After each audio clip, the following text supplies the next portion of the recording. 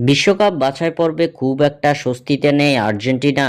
একের পর এক হতাশা যেন আঁকড়ে ধরে আছে আলবিসেলেস্তাদের। এর মাঝে পেরু ম্যাচের আগে এবার বয়ে এলো আরো এক বড় দুঃসংবাদ। দর্শক, পেরুর বিপক্ষে কি জয় পাবে আর্জেন্টিনা? আপনাদের মূল্যবান মতামত আমাদের অবশ্যই কমেন্ট করে জানাবেন। বিশ্বকাপ বাছাই পর্বে নিজেদের সবশেষ ম্যাচে আর্জেন্টিনা হেরেছে প্যারাগুয়ের কাছে। প্রতিপক্ষের মাঠে 2-1 গোলে পরাজয়ের মুখ দেখেছে আলবিসেলেস্তারা। সেই হতাশা কাটিয়ে ওঠার আগেই এবার আর্জেন্টিনার ঝুলিতে আরো এক হতাশা জুটলো। ইনজুরিতে ছিটকে গেলেন দলের সেরা 2 তারকা।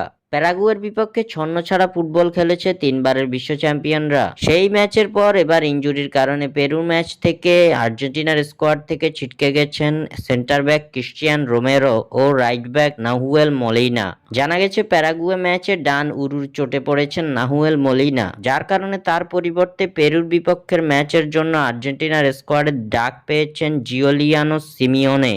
অন্যদিকে পায়ের ইনজুরির কারণে আর্জেন্টিনার স্কোয়াড থেকে বাদ দেয়া হয় ডিফেন্ডার কুতি রোমেরোর নামও। গাস্তন ইদুলের তথ্য মতে ইতিমধ্যে ইংল্যান্ডে ফিরে গেছেন রোমেরো। তবে রোমেরোর পরিবর্তে নতুন করে কোনো খেলোয়াড় এখনো দলে যুক্ত করেননি কোচ লিওনেল স্কালোনি। আদৌ যুক্ত করবেন কিনা সে বিষয়ে নেই কোনো নিশ্চয়তা।